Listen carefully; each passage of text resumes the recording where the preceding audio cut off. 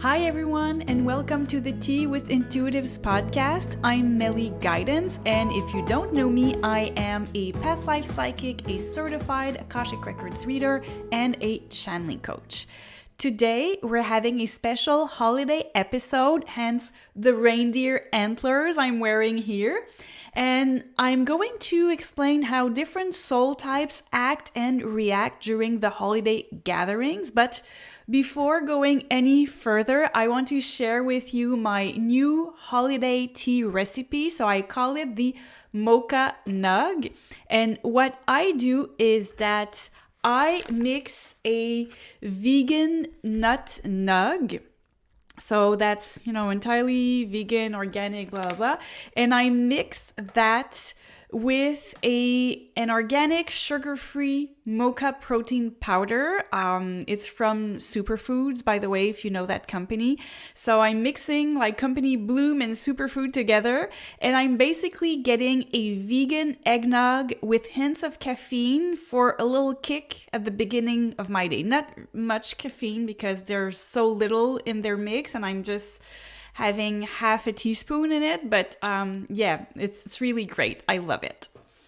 So, okay, a few news about Meli Land before we begin. So, my Focus 2024 tarot reading sold out super fast, and I'm going to do a bit of those here and there during the holidays and continuing after that during January.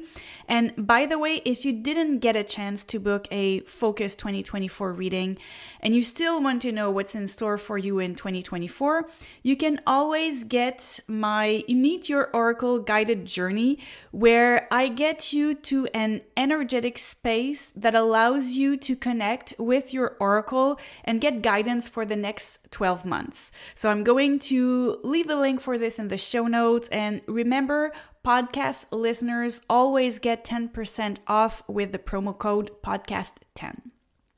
And if you feel depleted during the holidays, remember my Phoenix activation is still available if you want a boost of fire energy healing. So during the holidays, I will be taking some time off, mostly playing board games with my husband. So we're a huge fan of board games, and we recently bought the Quacks of Quedlinburg, Downforce, and Port Royal. And we always like to end the evening with a quick game of Azul. So we'll be having fun doing that. Nothing planned, it's really very relaxed holidays. And then I'll be back in January doing the usual tarot and Akashic readings, and I'll also be prepping the next activation, which, if things don't change, will be the element of water and the water dragon elemental. Okay, so let's dive into this episode. I'd like to start with a listener's ghost story. So it's from Super Liquor Fan on Instagram. And some of you might find it spooky, but personally, I find it's really cute. So I'm going to read it for you. Okay, so she says, I worked the overnight shift at a bakery. So that was from 10 p.m. to 7 a.m. for a few years, and had a few ghostly encounters. Every so often, usually between 2 and 3 a.m., you could hear whispers of conversation in Spanish in the dining area. I kept the lights off everywhere in the bakery except for my prep area, and would play my music louder to drown out the sounds when I heard them. I could have kept all of the lights on in the bakery to keep the whispering away. The other bakers would do so during their shifts during the night. But I didn't get a bad vibe from the sound, so it just felt like people/spirits gathering in the night. We could get night deliveries often, and one of the delivery drivers refused to return because he was so freaked out by the whispers in the dining area. On my last night at the bakery, I half jokingly said, "Bye, ghost, it's been fun." And later in the night, I saw a flash of white in the darkness from my prep area. I then turned on all the lights in the bakery, Voices are one thing. I wasn't prepared for an apparition visit of any kind. I'm guessing the spirits or ghosts were just acknowledging my goodbye to them. This bakery is located near the oldest paved road in California, down the street from a historical mission and near Native American ceremonial grounds. So there you go. I really like that story. I think it's cute that at the end the spirits acknowledge her, and I'm wondering, maybe the spirits went like, oh my god, somebody actually really notices us, because maybe they were busy and not realizing that other people were freaked out or anything, and now they were like, oh. So yeah, and I wonder, how would you have react if you want to share this with me? I think personally I would have been a little spooked, because it's hearing the voices with your physical ears and not with your third ear. But after being spooked a bit, I think I would have gone into the dining area and talked to the spirits and just told them that it's fine now. They can go to the light, and they have all the spirits from their soul family eagerly waiting for them. And oftentimes that's all a spirit needs to hear when they're stuck kind of in between our world and the spirit world. And oftentimes spirits that have gone through trauma or regret the way they died, that's what they need, so they need to be reassured. They need to know that it's fine. They can cross over without feeling bad or guilty. It's depending on every spirit situation, but yeah, it's usually the case. So I think I would have gone there and tried to help as much as I could. So there you go, having a bit of my tea here with it's my Office Ladies mug. I'm a big podcast fan, and I listen to lots of podcasts, and I really like the Office Ladies podcast. I'm actually cheating. This is my cinnamon and cardamom tea. This is when I'm really thirsty. And then I'm having another mug. It's the Coffee Klatch Crew mug. It's another podcast mug.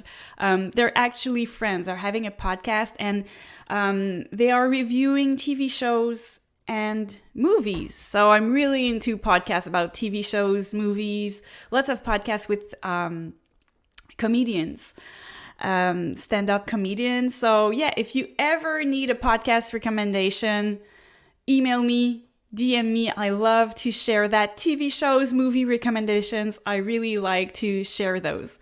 So yeah, okay, back to the spiritual stuff. Soul types and how they act and react during the holidays. So in case you don't know what a soul type is, in case you never worked with me, so I work with Ainslie MacLeod's Spirit Guides structure. So this is a structure I was working with before becoming a psychic. I was very familiar with it. And then when I became a psychic, I asked my spirit guides if they were okay with me using the same structure, because it was so familiar to me.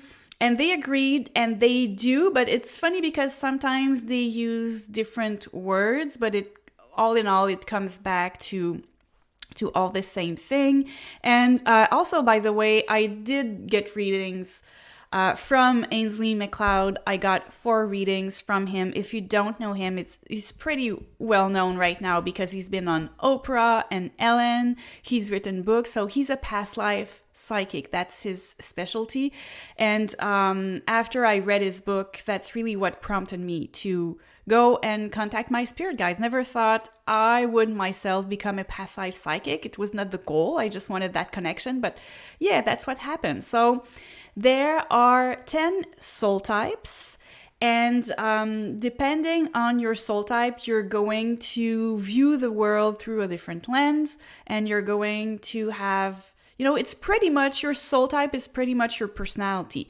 But you don't just have one. You have a main soul type, and then you have other soul types that might be quote unquote less dominant, but there's always a a soul type that comes help on the front burner depending on what we're going through. For example, when I was a student in college and university, the thinker soul type was very much on the front burner with me. I really needed that thirst for intellect and knowledge.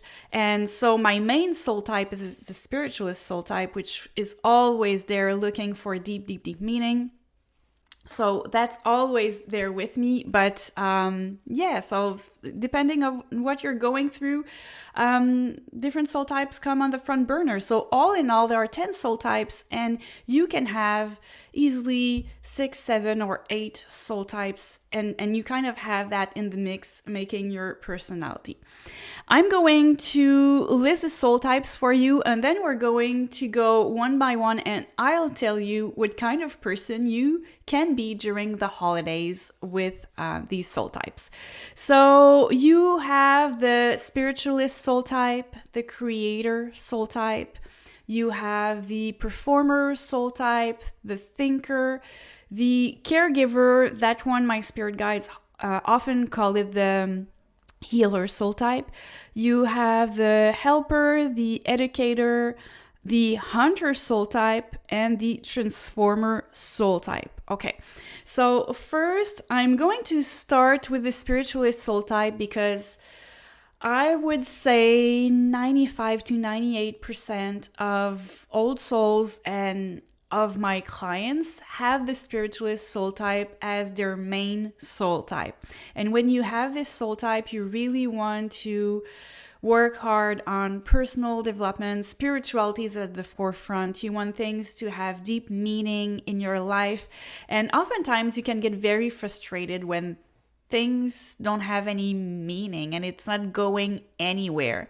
And spiritualist soul type have this connection with the spirit world. So if you have a spiritualist soul type, or if your spiritualist soul type is at the forefront during the holidays, you'll really want the holidays to have meaning. So you could be the person around the dinner table at Christmas with friends or family who's going to ask, okay, so I'd like everyone to say 1 or 2 things that they are grateful for.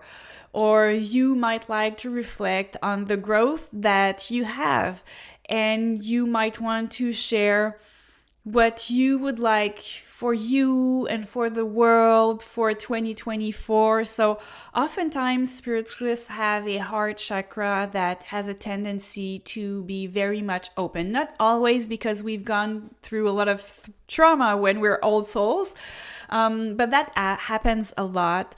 So yeah, and also you might like to have your own little tradition. So even though you might have been born in a religion, you might still like the religion tradition that you've grown up with, even though you might not be religious anymore. So you might still keep that, but you might like to create your own.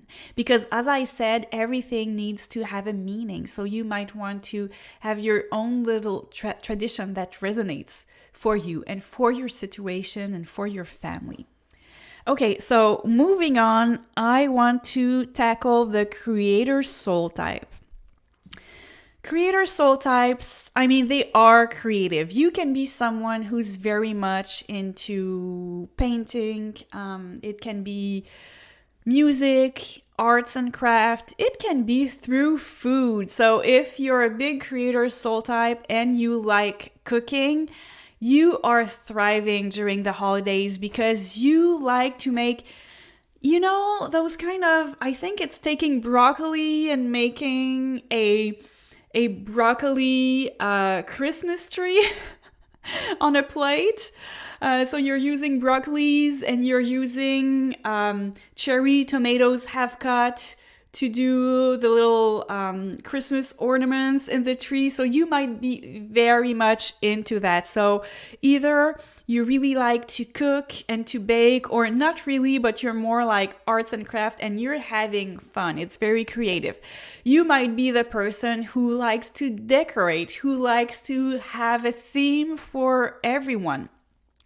You might very well be a hypersensitive person when you have the creator soul type, because creator soul types, they have this connection to the invisible world, and to have that connection you need to be very sensitive to the unseen.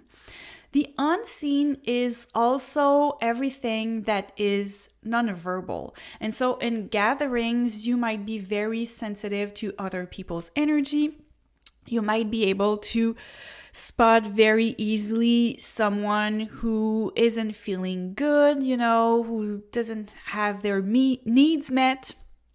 And so creator soul types need to be very, very careful with their energies, very careful not to absorb other people's energy. So at the end of an evening with the whole family, you might want to do, imagine a cord that is linking you to all these people and just saying, okay, I am cutting all these cords and I am letting all their energies leave with them. I like just to close my eyes, imagine, and go like this. Now, yeah, a lot of you are not listening on YouTube. So if you're listening, it's like, I just take my two hands and imagine I'm cutting two cords and then moving everything away as if you're moving dust, moving all the energies that don't belong to you. So, protecting yourself energetically is very important when you are a creator soul type. And if you have a talent for empathy, for sure you are a hypersensitive person, which is great, but family gatherings can be a little tricky. Okay, so moving on, which one do I want to do next? I'll do the performer soul type. Performer soul type, you might be the life of the party. Performer soul types need an audience. And so, you might very well be the one that is making jokes. You might be the one who's going, hey, let's play a game. Let's play a mime game or a guessing game, just to have fun. If you have the creator performer soul type, you might have created a music playlist for the evening, and at some point you just get up and you want to dance because you're just tired of sitting around the table and not doing much. If you have the performer and hunter soul type, you definitely are someone who will want to do that. So hunter soul type, let me explain if you don't know what it is. It doesn't mean that you went out and hunt a turkey before making dinner. Although, I guess maybe some hunter soul types want to do that. So the hunter soul type, you need to keep in mind that these soul types were created when the humans first got consciousness. And in those days, we were in small tribes. And yes, we had the hunters in the tribe, and they had to go out and hunt the animals to get the protein to feed ourselves. Nowadays, the hunter soul types are people who are very energetic, goal-oriented, and a lot of them like sports. They like to move, they need to move their energies. Some of them like outdoorsy stuff or camping, but not all the hunter soul types, because I have the hunter in my soul types and not into, too high energy sports or camping. But yeah, definitely, if you have the performer and the hunter, with your hunter soul type, you're like, okay, I cannot sit at that table for 2 hours straight. I need to move. You might be the one who suggests after a meal, hey, before dessert, why don't we go all and take a walk outside and see the beautiful Christmas light and decorations in the neighborhood? So that can very much be you if you have the hunter soul type. Okay, now the helper soul type.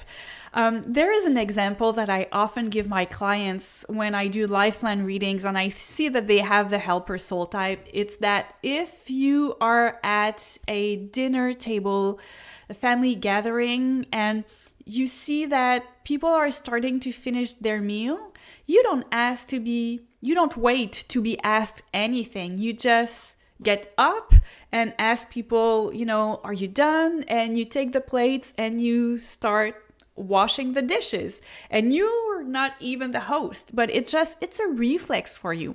Helper soul types have the reflex to help, other people. So that's just in you. You want to give your help. If you are a caregiver soul type, and you might also have the helper caregiver soul type there. Caregivers are very, very nurturing. They have a lot of empathy, and you might very well spend your Christmas Eve or Christmas evening in helping a shelter, helping maybe homeless people, or giving out meals, or giving out Christmas baskets to people who have less money. So it's kind of a way for you to give back, to making sure that everyone feels good and feels heard and feels comfortable during this night, and you feel like your contribution lies there. So a lot of caregivers will bring their help. Either it can be on Christmas night, or just before giving out Christmas baskets, or after, but very much involved in the community. Now, the educator soul type, my spirit guides also call it the teacher soul types. Around a table during a gathering, you might have done some research on Christmas traditions, or maybe something is going on in the world and you made some research on, if there is a war going on, and unfortunately there are wars going on this year. And so you might have done some research on historically why this is happening. And if you have the spiritualist soul type, you are very much heart-centered. So you might want to give a speech and explain why it's happening, and explain why we need as people to learn from our mistakes, as nation, as countries, and how we need to be better. So the performer needs an audience, the teacher needs to impart knowledge, needs people to impart knowledge to. And when there is a gathering, it's like, oh my God, I can do this. So anything you learned recently, you might want to share, or you might just have watched a documentary and you want to talk about it because it was really, really good, and you want to impart that knowledge to people that that they don't have the educator soul type, and they would benefit just to have that knowledge. And not everyone likes to learn through books and documentaries. And luckily we have teacher soul types, and they will just pass on the knowledge like that. So there's the educator soul type. There's also the thinker soul type. Oftentimes we have educator, thinker soul type going, hand in hand together. So thinker soul type is all about getting knowledge, feeling like you are so much more and so much a better person with all the knowledge that you have. And if you don't have the educator soul type, you might not feel drawn on sharing it. But yeah, during the holidays, you might just share a book that you read, or you might give books to other people that you feel that they would like as well, and that they need to have their knowledge. So if you don't have the educator, it's more like having that within you, and not imposing it, not communicating it to others, but you have that passion. So you might want to pass it on to others through gift. What soul type did I not talk about? Performer, hunter. Oh, the leader soul type. Leader soul types, very often they're going to be the ones who talk about Christmas first. So it might be November, and in November they're like, okay, who's going to have all the family over? Or very often they're like, okay, I'm having everyone over, because they're the leader and they have to have their little tribe. So they will organize everything, how it's going to go, at what time. And during the family gathering, they might go, okay, so now we're at the part where we're going to start with fun games, and then we're going to drink some punch, and then the kids are going to open 2 gifts first, and then we're going to have supper, and then the rest of the gifts to the children. And if there's a Santa Claus, okay, they're going to deal with at what time is Santa Claus coming? Will Santa Claus come from the street, and then the children will watch through the window, and then he's going to enter from that door because it's wider? They're going to lead the way a lot. So lots of energy with the leaders. If you have a mix of leader hunter, energy is through the roof. And now we have the transformer soul type. This is a very, very rare soul type to have. It's when you really want to bring a tangible transformation to the whole world. So we have different life missions. And when I'm channeling, I'm getting that some people have life missions that are more on an one-on-one level with other people. And sometimes we have that with coaches who work one-on-one. And sometimes it's more on a very small community level. And then it might be more on a national level. And then we have international, worldwide. And when it's worldwide, it can happen with transformers. But once again, they are very, very, very rare. For example, Nelson Mandela is a transformer soul type. Oftentimes these people put their life at risk for what they believe in because they want to bring change. So they need to rock the boat and be against the political leaders of their times. Nowadays, we have a lot of quasi-transformers, so kind of half transformers, because a lot of souls are, when they are planning their lives, so when they are making their life plans for their next incarnations, they're thinking, okay, I really want to bring some change, and it's dearly needed because we currently have an imbalance. We have too many young souls versus old souls. And that's contributing to, the planet's not doing well, a lot of wars. So it's been going on for over a century.